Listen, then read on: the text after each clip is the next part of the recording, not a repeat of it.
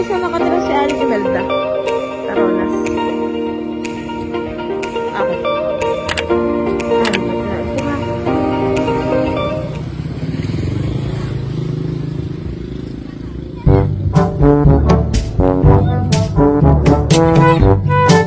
Opo.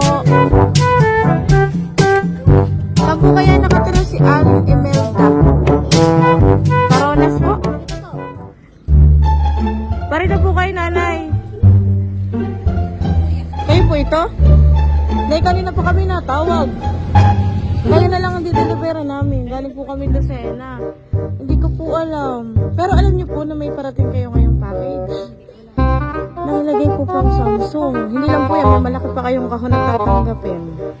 Pero may narasin po kayong call. Wala kayong signal. Pero alam niyo po yung babayaran. Babayaran.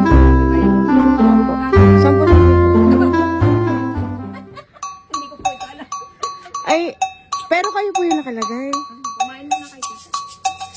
Ay, meron po kasi may bababa po kami itong malaking kahon. Sigurado kayo, nanay, na hindi kayo ang order. Kasi ang pagkakaalam ko, TV po yung malaki. Hindi ko po alam. Ako po yung naka-video ha. Pero sigurado kayong hindi nyo tatanggapin. Yung po ang tanong ko, tatanggapin nyo po o hindi. Wala po kayo dyan. Tingnan nyo po, malaki yun. Baka po may nag-order. Laro nagsha-shopee po ba kayo? O, ay, wala po dito signal. Ano? May sasakyan ba kayo? Opo. Ay, bago po namin ibaba, tatanungin ko po kayo. Tatanggapin nyo po ba? Babayaran nyo po ba yung 10,000? Ay, di ganito po. Baka may nag-prank dito sa inyo, ma. Ano na lang, Nay? Sumama ka sa akin doon. Buksan natin yung box. Permahin mo na lang. Kung gusto mo, ibalik ko na lang. Kung wala kang pambayad, gusto mo lang. O, akin na po yan. Kayo po talaga ito. Pahinga ko mamaya ng ID, ha? Kasi hindi ko ito ibabalik sa Lucena. Tita, patikit ba tayo ng kayo? Dito po kayo sa taas. Baka naman hindi ito. Paano ko na, nanay, para bumalik na kami ng Lucena in case. Ganito na lang. Sabihin na po dito. Ayun po. Babalik na lang po. Babalik na lang po at wala po yung malaki talagang pera. Ano po kayo yung pangalan?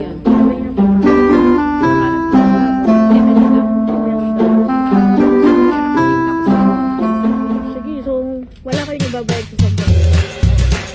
Wala ko pera. Dito po kayo na eh. Pipicturean ko po kayo ha. Kahit kami Hawakan niyo po yan at ibabalik ko sa Lucena. Kailangan ko pong mabidyuhan na pipirmahan niyo, papakita ko muna yung laman bago niyo hindi tanggapin. Dito po kayo sa akin tabi. So, dito po kami sa barangay. Sila. Dito po kayo. Ay, talaga pong hindi kayo nag-order, nanay, ha? Hindi po. May ballpen. O, dito po kayo. Hawakan niyo po dito kasi pag malaking item, kailangan kayo magbubukas, hindi kami. Hawakan niyo po dito na yun. Ayan, sige po, pataas lang po. Sige po.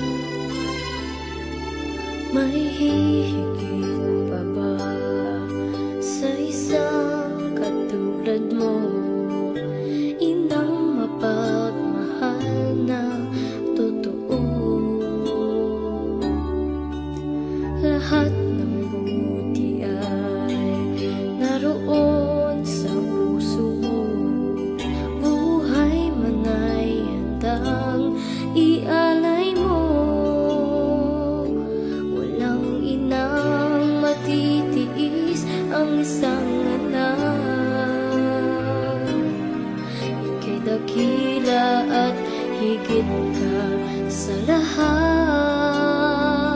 Ang awit na ito ay alay ko sa'yo. Ang himig at titig ay pag-ibig sa puso ko. Ika'y nag-iisa, ikaw lang sa mundo. Ang may pusong wagas, ganyan ang tulad mo.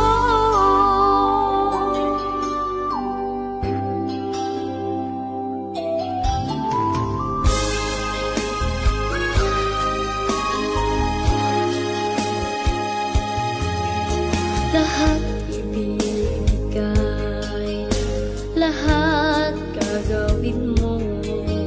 Ganyan lagi ikaw sa anak mo. Lahat ng dunya ang laging hangat mo. Patawad ay lagi sa puso mo. Walang inang matitiis ang isang anak. Ika'y dakila at higit ka sa lahat. Ang awit na ito ay alay ko sa'yo. Ang himig at titig ay pag-ibig sa puso ko. Ika'y nag-iisa, ikaw lang sa mundo. Ang may pusong wagas, ganyan ang tulad mo. Ang awit na ito ay alay ko sa'yo.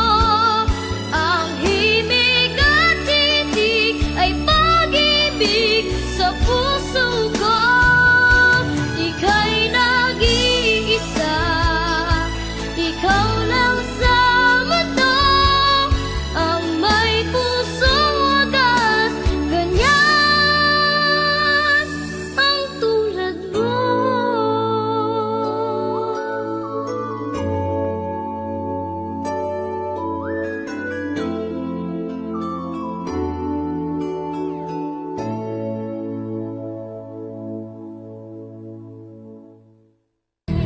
Happy birthday, Nanay! Happy birthday!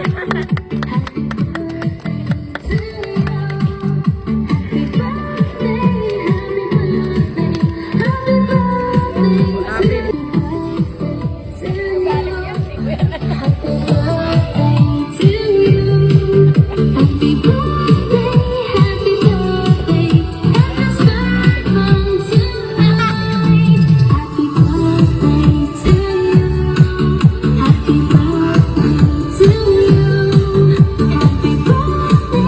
Dito ka, Nanay! Mamaya niyo po ako pakainin. Dito po kayo sa gitna. At simulan na natin ang surprise ng hinanda para sa inyo. Dito po kayo, Nanay. Ngayon po, ate, lagyan na natin ng sash ang ating birthday queen ngayong araw na ito. Ate, dito ka, Nanay. Harap ka po dito sa amin. Diyan po. Yan, smile. Ganda ng kanyang corona. Ayun po. Yung pula po dyan. Sa may likod. Yan. Ayan. At syempre, bigyan niyo po yung malaking Alfonso para kay Nanay. O Nanay ha, para sa bisita mo yan. Napakalaki. Ayan. So, ngayon po, ayaw niyo pong basahin ko kung kanino galing ang sulat mo. So ate, tagalin mo na yung takip ng cake, tapos lagyan mo na ang candle. Ano po? So habang niready, Nanay, dito ka po sa akin tumingin. At babasahin ko ang sulat para malaman mo kung kanino nang galing ang iyong sorpresa ngayong araw na ito. O, dito ka po, Nanay ha. Dear Nanay Melda, Maraming salamat po sa walang sawang pagmamahal sa amin ng mga anak mo, manugang at apo. Nay, maraming salamat sa lahat ng sakripisyo mo sa amin, lalo na sa akin. Alam ko na napakasaway ko dati pero iniintindi mo pa din ako paragi. Ang mga anak ko, maraming salamat po at mahal na mahal kita palagi. Mercy. Yeah. Hawakan niyo po at syempre, sa aming ina, bagamat hindi kami kompletong mga anak mo, ginawa naman namin ang munting regalo na ito.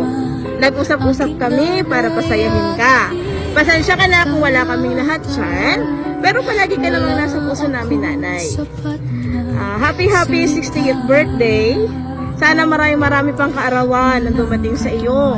Sana po kahit maraming pagsubok ang dumating sa ating pamilya, laban lang, huwag tayong susuko.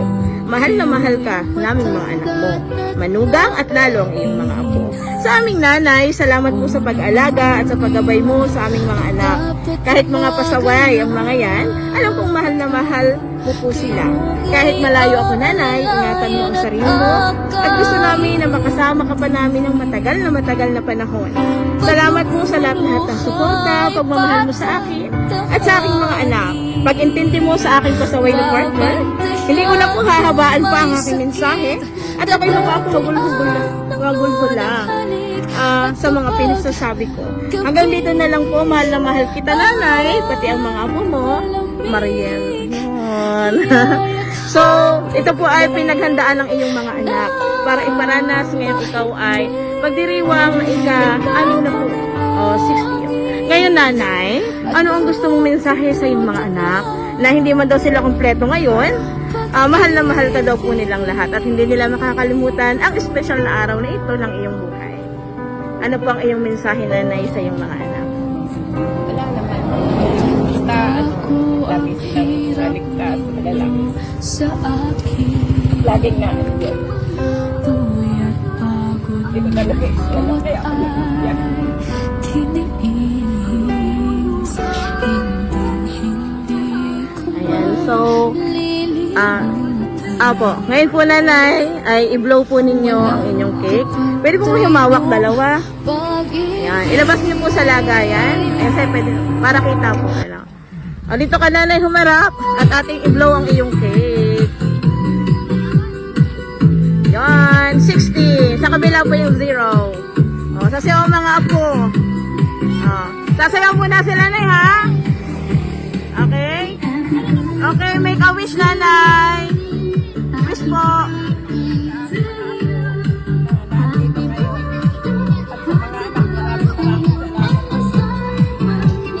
Okay, blow, nanay. Ayan. Okay, ngayon, sino ang iyong mga po? Anong mensahe nyo kay Lola? Sino gusto mag-message kay Lola? Ba't nahihiya? O, ito, dalaga na. Anong mensahe mo? Hindi ba yan? Anak wala. Alright, so, nanay, so lagi po namin sinasabi, hindi lahat ay nakakaranas nito, pero pinapakita kung ano ang pinaramdam natin sa ating mga anak.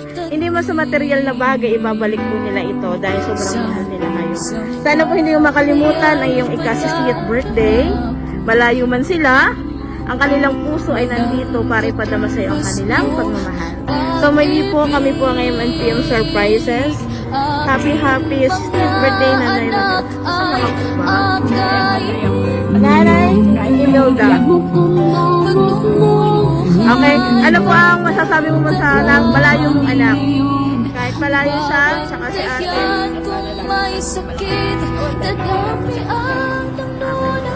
May dadagdag pa ba si ate? Ito kasabot namin to eh. Ate from Tayabas? Ayan, nagbiyahe din. Ano pa ang mensahe mo kay nanay? Yun na po yung mensahe ko. So, mali po. Batiin niyo si nanay, happy birthday, nanay Imelda. Ready? Yakap kayo na. Yakap! Ayan. Dalawa lang ba? Nay, anong mensahe mo? Kapatid ko, anong mensahe mo sa'yo kapatid? Pagbati mo or wish? Happy birthday and good health. Ay patatahanin, babantayan kung may sakit, dadapian ang lunang halik,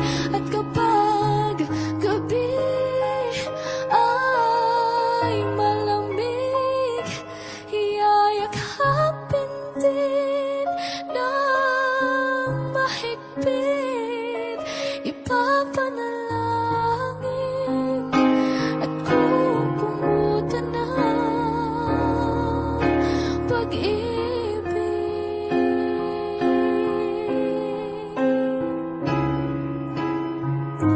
Wala kayong katumbas,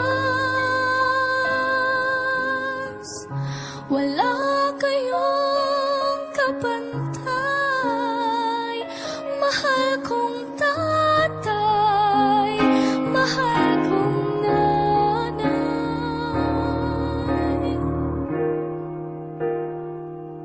Salamat po.